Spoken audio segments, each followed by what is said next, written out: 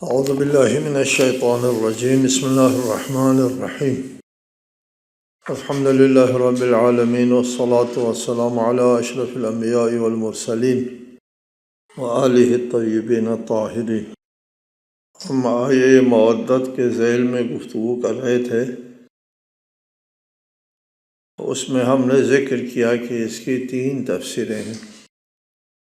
تیسری تفسیر کے ذیل میں ہماری گفتگو جاری ہے کہ القربہ سے مراد قربہ رسول اللہ ہے، رسول اللہ کے قریبی ترین رشتہ دار۔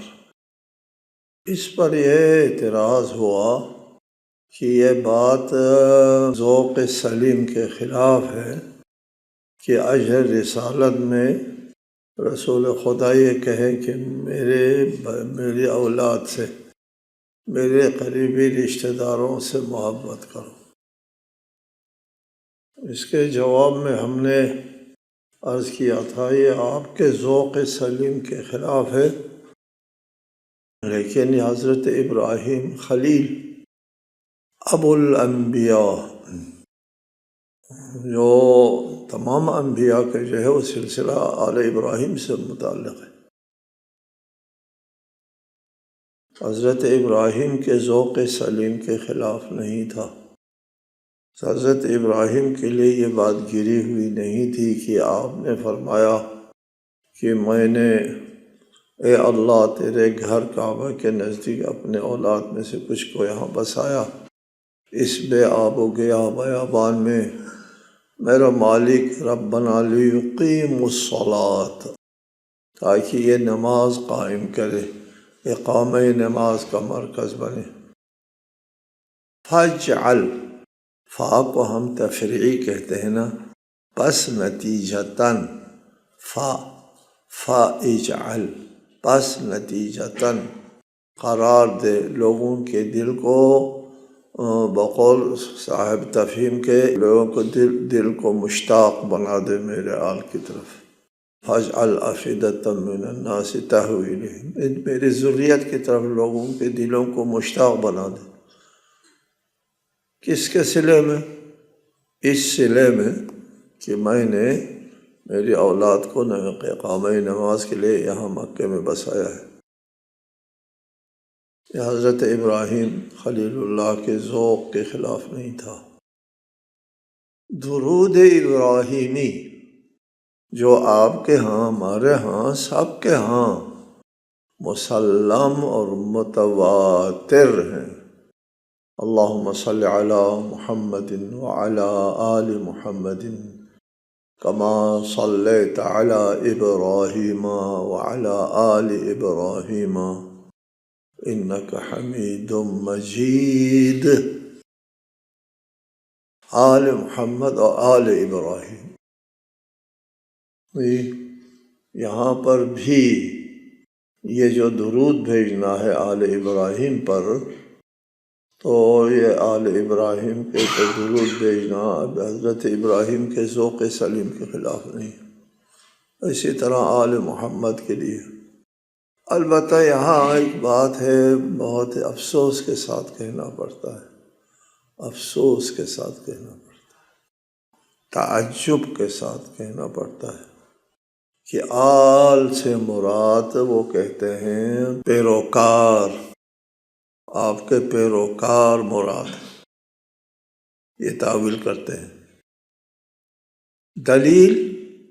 دلیل پیش کرتے ہیں آل فرعون۔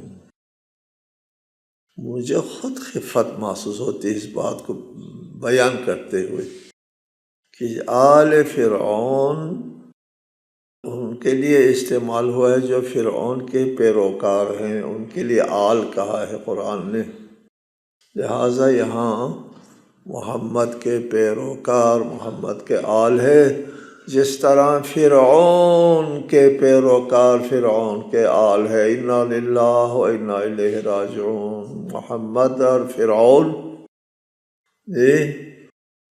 انا للہ و انا الیہ راجعون، حضرت ابراہیم یاد آنا چاہیے تھا یہاں سلسلے انبیاء کا ذکر ہے، سلسلے فراعنہ اور جابر اور ظالم حکمرانوں کا ذکر تو نہیں ہو رہا تھا۔ یہ آپ کو آل محمد کے ساتھ آل ابراہیم یاد آنا چاہیے تھا۔ یہ سلسلے انبیاء کو نظر میں رکھنا چاہیے تھا، سلسلے فرعون کیوں آپ کو یاد آ گئے؟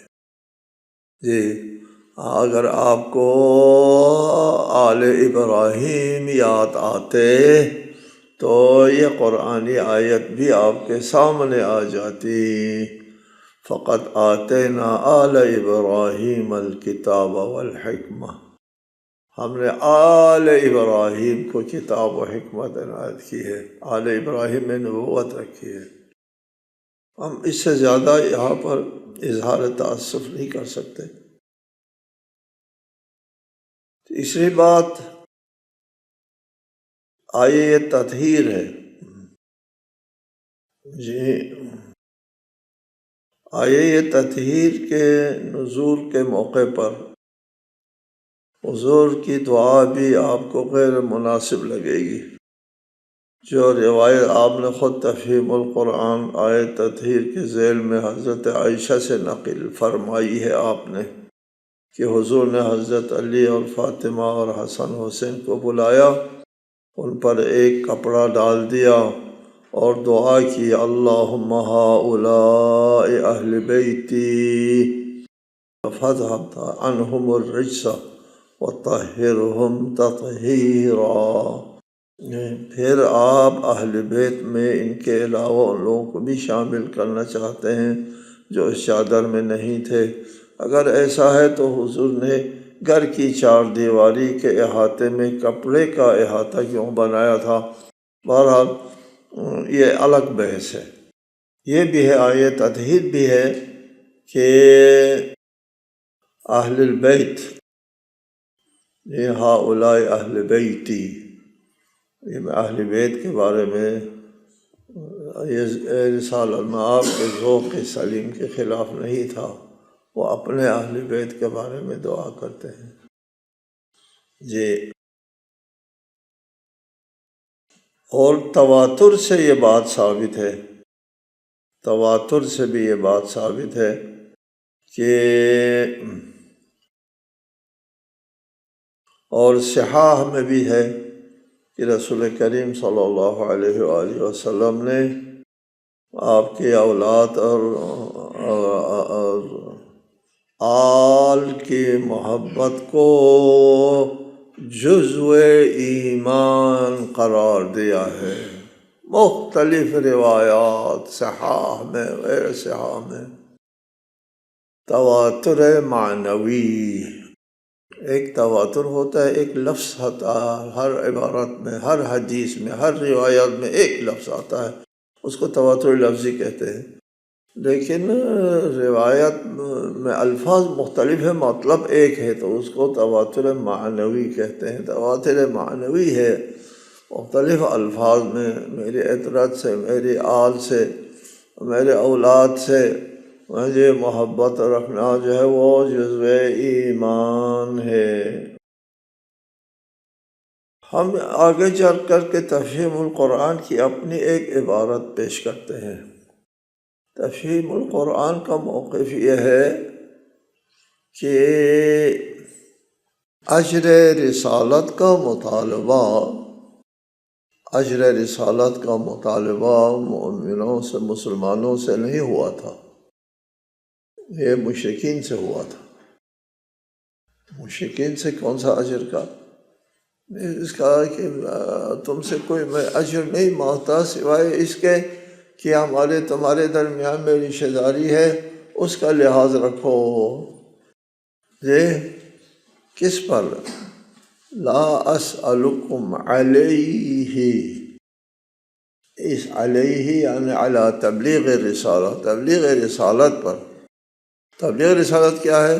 ان کے معبودوں کو باطل قرار دیں۔ میں تمہارے معبودوں کو باطل قرار دیتا ہوں، اس کا صلہ نہیں مانگتا، یا اللہ، ان کا صلہ نہیں مانگتا، اس کا صلہ ہوتا ہے۔ یہ تو اس کی دشمنی ہوتی ہے اور ہوئی ہے۔ یہ خود کہتے ہیں کہ اس کا مخاطب اہل ایمان نہیں ہے بلکہ کفار ہے، اوپر سے ساری تقریر انہیں سے خطاب ہے چلی آ رہی ہے، اور آگے بھی روئے سخن کفار کی طرف ہے۔ اس سلسلے کلام میں مخالفین سے کسی نوعیت کا اجر طلب کرنے کا سوال ہی کہاں پیدا ہوتا ہے؟ نہیں ہوتا ہے، ہم بھی یہی کہتے ہیں۔ اجر تو ان لوگوں سے مانگا جاتا ہے جن کی نگاہ میں اس کام کی کوئی قدر ہو، جو کسی شخص نے اس کے لیے انجام دیا ہو۔ کفار حضور کے اس کام کو کون سی قدر کر رہے تھے کہ آپ ان سے یہ بات فرماتے کہ یہ خدمت جو میں نے تمہاری انجام دی ہے اس پر تم میرے رشتہ داروں سے محبت کرنا؟ وہ تو الٹا اسے جرم سمجھ رہے تھے اور اس بنا پر آپ کی جان کے در پہ تھے۔ جی یہ خود کہتے ہیں وہی بات جو ہم کہتے تھے کہ اس کے مخاطبین جو ہے وہ اہل ایمان ہے اور کفار اس کے مخاطب نہیں ہے۔ سلسلہ کلام بھی اہل ایمان کے ساتھ ہے۔ عجب اتفاق ہے کہ آپ کا یہ اعتراض خود آپ کے اختیار کردہ پہلی تفسیر پر وارد ہوتا ہے۔ کہا تھا نا کہ مخاطبین جو ہے وہ کفار ہے، کفار سے کون سا اجر مانگا جاتا ہے؟ اور یہ بھی ہم نے پہلے بتا دیا کہ سلسلہ کلام جو ہے وہ مومنین کے ساتھ ہے، اور والذین آمنوا وعملوا الصالحات فی روضات الجنات سے لے کر وما یقترف حسنۃ نزد لہ فیہا حسنا ان اللہ غفور شکور تک اہل ایمان کے بارے میں ہے۔ اس کے درمیان میں ہے قل لا اسألکم علیہ اجرا۔ یہاں پر بھی ہم پھر وہی بات کرتے ہیں کہ لوگ اولاد آل رسول کو اپنی اولاد کے ساتھ موازنہ کرتے ہیں، یعنی ہم یہ کہہ لوگوں سے ہم نے آپ لوگوں کی خدمت انجام دی ہے اور تبلیغ کیا ہے، اس کے صلے میں میرے بچوں سے محبت رکھو، بری بات ہے، یہ ذوق سلیم کے خلاف ہے۔ یہ کیوں کہتے ہیں؟ اس لیے کہتے ہیں اپنی اولاد کو اہل بیت کے ساتھ موازنہ کرتے، برابر سمجھتے ہیں۔ لیکن ہم اپنے بچوں کے لیے ایسی باتیں نہیں کر سکتے نا، تو رسول اللہ بھی اپنے بچوں کے بارے میں کیسے کریں گے؟ ایک جیسے ہمارے بچے بھی رسول اللہ کے بچے کی طرح، یا رسول اللہ کے بچے ہمارے بچوں کی طرح۔ ہم قرآن سے سوال کرتے ہیں کیا اولاد انبیاء ہمارے اولاد کی طرح تھے؟ جی حضرت ابراہیم سے امتحان لیا، اس میں کامیاب ہوئے تو اللہ تعالیٰ نے فرمایا انی جاعلک للناس اماما، میں تمہیں لوگوں کا امام بنانے والا ہوں۔ قال ومن ذریتی، میرے اولاد میں سے بھی۔ آپ کو تو یہ ذوق آپ کے ذوق کے خلاف ہے۔ حضرت ابراہیم نے کیسے کہہ دیا کہ جب آج اللہ تعالیٰ کا ہم آپ کو امام بنا رہے ہیں تو میری اولاد کو بھی؟ یہ ذوق سلیم کے خلاف نہیں ہے کہ ادھر اپنی اولاد یاد آ جائے آپ کو؟ نظر انداز کرنا چاہیے اپنے اولاد کو۔ لا الہ الا اللہ۔ قال ومن ذریتی،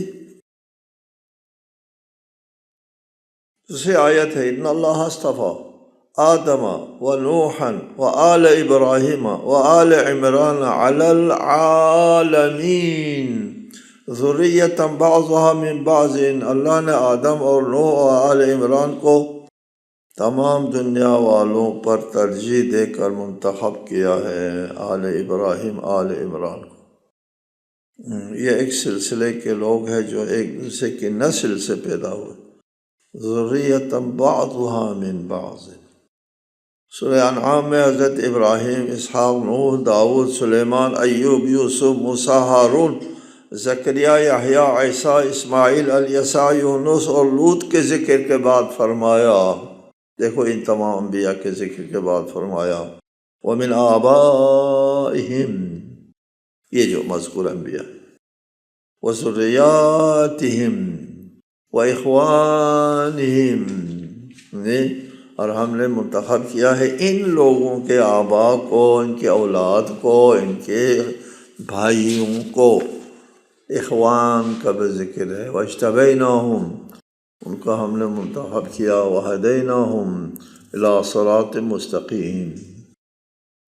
یہ بھی آپ کے ذوق کے خلاف ہے کہ یہ انبیاء جو ہے وہ اپنے رشتہ داروں کی بات کرتے ہیں، اپنے آباء، ذریات، اخوان سے باہر نہیں نکلتے۔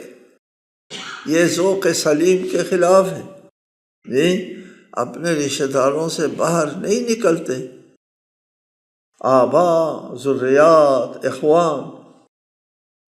قل ما اسألکم علیہ من اجر الا من شاء ان یتخذ الی ربہ سبیلا، کہہ دیجیے اس کام پر میں تم سے کوئی اجرت نہیں مانگتا مگر یہ کہ جو شخص چاہے وہ اپنے رب کا راستہ اختیار کر لے۔ رب کا راستہ اختیار کرنا اجر رسالت ہے۔ سبیل رب کے اختیار سے رسول کو مسرت حاصل ہوتی ہے، چونکہ رب کا راستہ دکھانے کے لیے جو مشقتیں اٹھائی ہیں وہ رائیگاں نہیں گئی، کامیابی ملی، رسول خوش ہوتے ہیں اس سے۔ قل ما سألتکم من اجر فہو لکم، یہ آیت بہت قابل توجہ ہے۔ کہہ دیجئے جو اجر رسالت میں نے تم سے مانگا ہے، ما سألتکم، اس سے پتہ چلتا ہے اجر رسالت مانگا گیا ہے۔ فرمائے جو اجر رسالت میں نے تم سے مانگ لیا ہے وہ فہو لکم، وہ میرے مفاد کے نہیں ہے، اجر کے طور پر جو میں نے مانگا تمہارے مفاد کا اجر مانگا ہے، تمہارے فائدے کا اجر مانگا ہے۔ یہ اجر ہے لیکن تمہارے فائدے کا اجر ہے، فہو لکم۔ ایسا معلوم ہوتا ہے یہ دونوں آیتیں جو آئی مودت کے لیے تمہیدی آیات ہیں، اور اہل بیت کی مودت ہے جو راہ رب اختیار کرنا اور مومنین کے مفاد میں اہل بیت کا کام لوگوں کو ہدایت دینا، راہ حق دکھانا اور دین اسلام کے لیے قربانی دینا اہل بیت کا۔ تفسیر مظہری میں اس آیت کی بڑی صائب اچھی تفسیر کی گئی ہے۔ تفسیر مظہری یہ ہمارے ہندوستان کے عالم دین کی لکھی ہوئی کتاب ہے، تفسیر ہے، عربی میں ہے اور معیاری تفسیر ہے، اچھی تفسیر ہے۔ اس میں انہوں نے لکھا ہے وقیل معناہ ما اسألکم علیہ من اجر بقولی ما اسألکم علیہ من اجر الا من شاء ان یتخذ الی ربہ سبیلا، وقولہ قل لا اسألکم علیہ اجرا الا المودۃ فی القربى فہو لکم اے لفائدتکم، جو میں نے اجر مانگا ہے وہ تمہارے فائدے کا ہے، تمہارے مفاد کا ہے۔ لأن اتخاذ السبیل الی اللہ ینفعکم، اللہ کی طرف راستہ اختیار کرنا تمہارے فائدے کا ہے۔ وقربائی قرباکم، میرے قریبی رشتہ دار تمہارے قریبی ہیں۔ قلت، مفسر کہتے ہیں میں کہتا ہوں بل قرب النبی صلی اللہ علیہ وسلم علماء الظاہر والباطن، رسول اللہ کے قریبی رشتہ دار علماء ظاہر اور باطن کے علماء ہیں جی، من اہل بیتہ، ومودتہم یورث التقرب الی اللہ سبحانہ، ان کی محبت جو ہے وہ اللہ تعالیٰ کے قرب حاصل کرنے کا باعث بنتا ہے جی، باعث بن جاتی ہے۔ یہ ہے تفسیر مظہری کی یہ اچھی تفسیر ہے۔ جیسا کہ اگر یہ ایک الگ طویل و عریض بحث ہے کہ اگر امت جو ہے وہ اہل بیت کے دامن سے متمسک ہو جاتی تو حدیث ثقلین کے مطابق ما ان تمسکتم بہما لن تضلوا بعدی، کہ حدیث ثقلین بھی آپ کے ذوق سلیم کے خلاف ہے۔ انی تارک فیکم ثقلین کتاب اللہ و عطرتی اہل بیت، جی کتاب خدا اور میری عطرت، میری ذریت، میری آل، یہ تمہارے فائدے کے ہیں۔ اگر آل سے متبادل لن تضلوا بعدی، مسئلہ بعدی بھی بہت اہم ہے، اس پر بہت گفتگو ہو سکتی ہے، علمی گفتگو ہے، لیکن پھر بھی اختلافی ہم رہنے دیتے ہیں کہ حدیث ثقلین سے بھی ثابت ہے، رسول اللہ کے ذوق سلیم کا پتہ چلتا ہے کہ ائمہ اطہار علیہ السلام کی پیروی اور ثابت مسلک رہنے سے انسان گمراہ نہیں ہوتا۔ آپ کو پہلے بھی بتا دیا کہ رسالت میں آپ جو ہے اجر کیوں مانگتے ہیں، کس بات کا اجر مانگتے ہیں؟ جو کام رسالت میں آپ نے انجام دیا ہے، تبلیغ رسالت، اللہ تعالیٰ کا احکام لوگوں تک پہنچایا ہے، وہ جو ہے وہ رسول اللہ کا اپنا کام نہیں تھا۔ رسول اللہ نے کسی کا کام کیا ہے کہ اجر مانگے؟ رسول اللہ کا اپنا کام تھا، ذاتی کام تھا۔ اس آیت کو پڑھی، پہلے بھی بتایا لقد جاءکم رسول من انفسکم عزیز علیہ ما عنتم حریص علیکم بالمؤمنین رؤوف الرحیم، تمہارے پاس خود تم میں سے ایک رسول آیا جو تمہیں تکلیف میں دیکھنا ان پر شاق گزرتا ہے، بہت مہربان جی، وہ تمہاری بھلائی کا نہایت خواہاں ہے اور مومنین کے لیے نہایت شفیق و مہربان ہے، رؤوف رحیم، یہ شفیق مہربان۔ تو رسول اللہ کا اپنا کام اس امت کو ہدایت دینا، ان کو راہ راست پر لانا، یہ کسی اور کا کام تھا؟ رسول کا اپنا کام ہے۔ اور لوگ ہدایت کے اوپر نہ آنے کی وجہ سے رسول اللہ کو اذیت ہوتی تھی، ان کا اپنا کام تھا جی۔ فَلَعَلَّكَ بَاخِعٌ نَفْسَكَ عَلَىٰ آثَارِهِمْ لَمْ يُؤْمِنُوا بِهَذَا الْحَدِيثِ أَسَفًا، اگر یہ لوگ اس قرآن کے مضمون پر ایمان نہ لائیں تو ان کی وجہ سے شاید آپ اس رنج میں اپنی جان سے ہاتھ دھو بیٹھیں۔ باخع نفسک،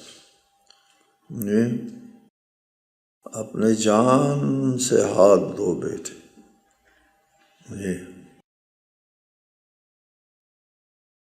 اس پہ رسول اللہ کو رنج ہوتا ہے لوگ گمراہ ہونے سے جی۔ رسول اللہ اور آل رسول کو بھی سید شہداء